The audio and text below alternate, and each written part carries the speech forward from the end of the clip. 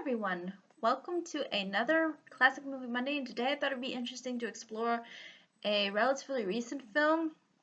I believe it came out in 2011, if I'm not mistaken, and it's one that I think has been fairly recognized, at least within the Academy, um, and is one that I think will go down as a very interesting uh, take on a sort of more family-oriented drama, which again isn't something we really see all too often nowadays. Like most of the time now, it's reboots, sequels, comic book movies, very violent-oriented entertainment, and not so much these kinds of more dramas that really are more kind of, I guess you could call even more down to earth and more, uh, dealing with issues that may or may not be a part of people's lives, but in a way is, I think, identifiable.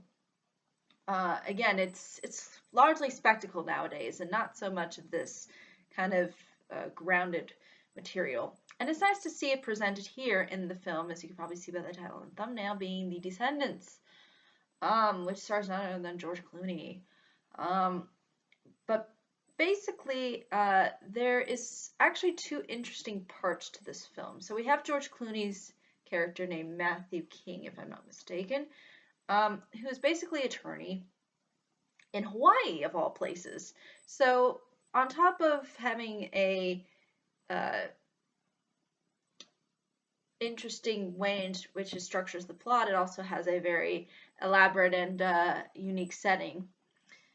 So basically, you sort of see how Matt ends up being sort of in charge of uh, the trust that his family, uh, I guess, basically kind of endows him with. Um, and basically, this trust involves property on one of the Hawaiian islands. I believe the Hawaiian island is Kauai. Um, and basically, the other family members, as you will kind of see sort of throughout the film, are kind of trying to push for Matt to eventually sell the property. In other words, sell the land that the family sort of inherited, basically, because then that'll lead to a significant amount of profit, because then people will sort of buy parts of the land and then they'll make like all these elaborate hotels, and it'll be like a really nice luxurious tourist spot. So you have that part of the film where there is that avenue that's sort of explored. And then you also have the exploration of, in particular, more personally, Matt's family, um, including his wife, who really isn't in the film at all because she's in a coma throughout it. And I think this is what, at least from what I remember, is due to a uh, boating accident. I believe she was like, I think you call it like ski surfing or something, when you have the skis, and uh, she just hit her head in the wrong place and ended up not waking up.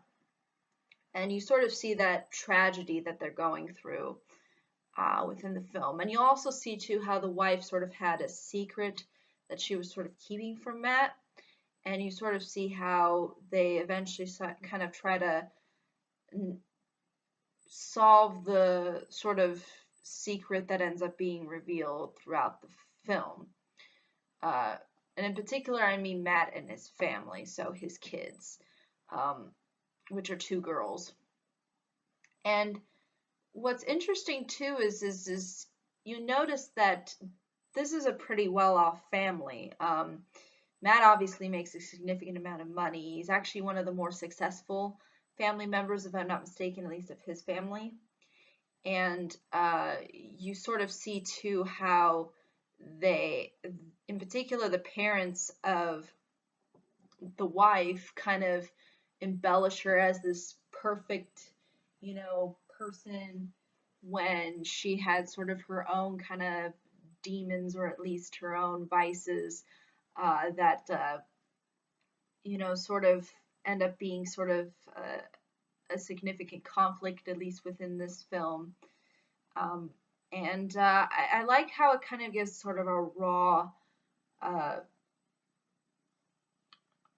understanding of this kind of dilemma that is, it feels really genuine and kind of, it feels real in the sense that you could see these kinds of uh, problems and difficulties that families sort of go through, especially when dealing with unexpected tragedy. Um, and it doesn't have to necessarily come from not being inadequate financially. It can come from, you having a sort of happy, complacent life, and then all of a sudden this tragedy kind of hits you, and you have a very hard time dealing with it, and then having all of these things sort of revealed to you about what was sort of going on, um, behind the scenes, that of what you didn't know about. It gives a very it shows you the heartache, in particular, that Matt sort of faces when dealing with this secret that eventually gets revealed, at least towards the beginning of the film.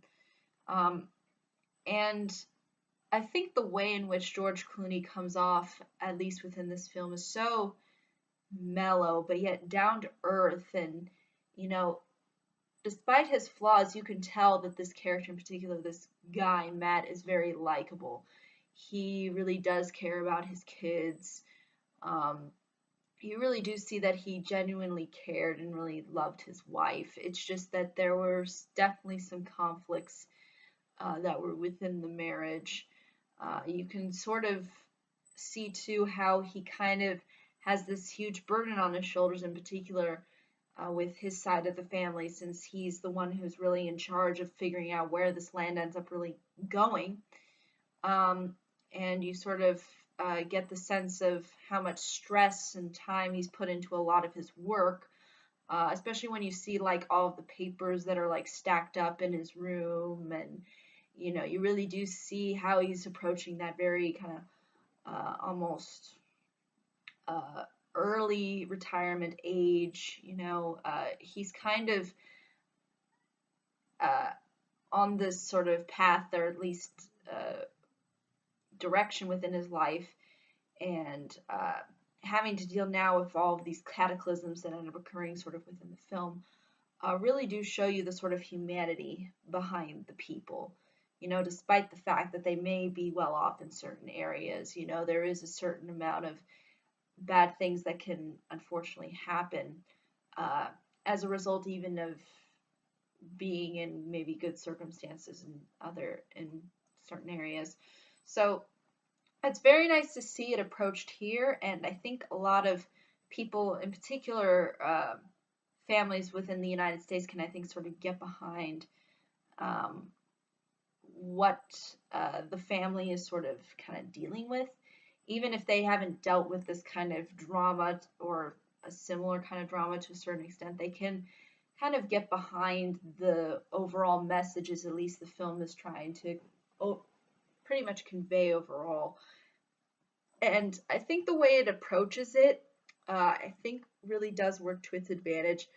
Obviously, it's not perfect, and you could argue whether or not the certain direction within the film it goes in, at least, is um, appropriate. But I almost feel as if there were such circumstances that happened, I think it would have played out in the way in which this film sort of ends up playing it out, in the sense that ultimately everything ends up kind of coming out of its shell, and you sort of see the tragedy for what it is. And I kind of like the fact that it sort of takes that more raw approach and tries to kind of, in doing so, bring it out and kind of resolve it, or at least put it out there in the open, instead of trying to cover it up with lies and trying to kind of move on from it, even though it was something that really did impact the family. So you really do see that played out within this film, and I think it's very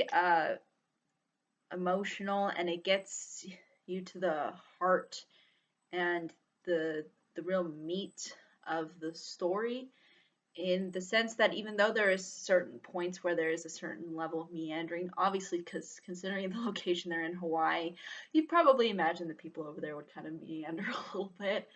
Um, it's nice to see that here overall it still sticks to its premises well, and really ties in the two aspects involved within Matt's life really well. And I think that's really all I can say about this film without really giving too much away as to what happens. I think it's definitely a worthy recommendation. I think it did get a significant amount of recognition. It's obviously kind of remains to be seen whether or not it still kind of sticks in the eye of the public, but I think it has been still pretty well known, and I think even George Clooney got a huge, at least, recognition for it. But I think that's really all I can say, though. Thank you so much for watching. I hope you all have a pleasant day, week, month, and year, and I hope to